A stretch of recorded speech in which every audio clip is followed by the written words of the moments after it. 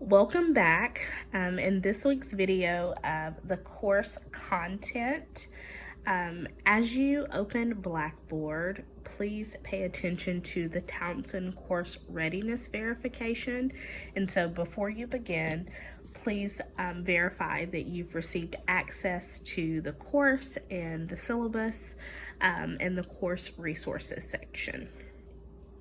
For this week, we will read chapters 1 and 2 in the Gehrig text.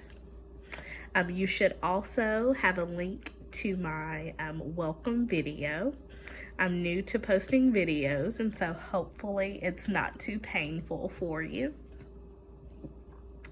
There is also a learning activity where we discuss what a counselor is, the historical context between the term of counselor and how it's frequently used, as well as how the term is misunderstood. Throughout this course, we will talk a lot about our counseling professional identity and what it means to not only develop the counselor identity, but also develop the self as counselor. And so after you read chapters 1 and 2 in the Gehrig text, there will also be a quiz, which can be found at the end of the module. We will also read the ACA Code of Ethics, the preamble, and the purposes found on page 3. There will then be an assessment. Through that assessment, you will write a 2 to 3 page paper that includes the following. It will include a brief history of the counseling profession, your understanding of what it means to be a counselor and the various aspects that pertain to being a counselor.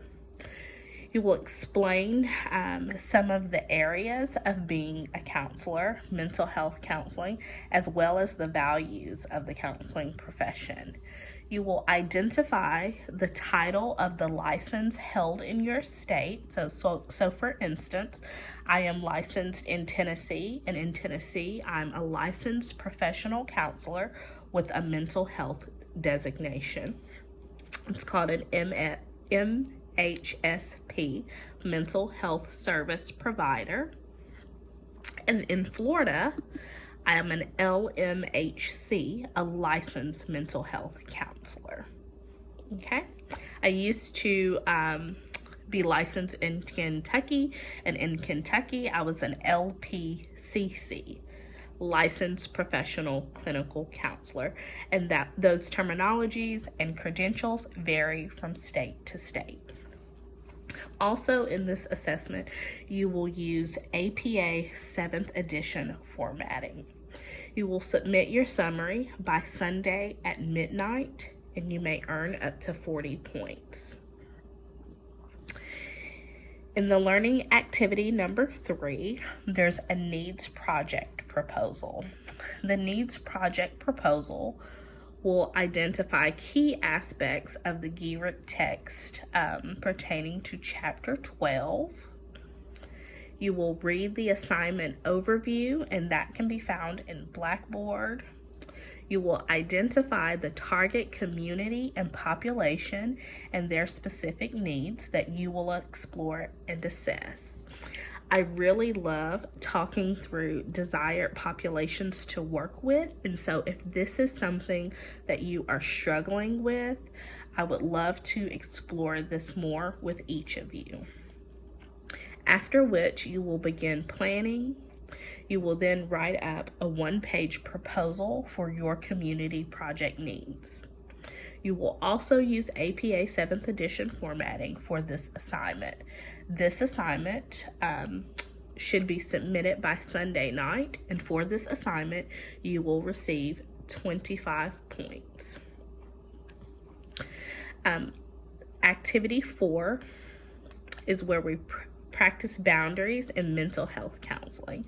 We will read the Townsend text, chapters 1 through 3, and there's no assessment related to these chapters.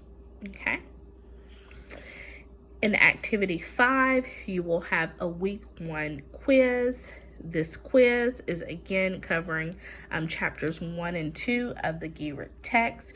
It will be a multiple choice quiz. You may not use your book or the internet. This is to test your knowledge, and you may earn up to 40 points. This information can also be found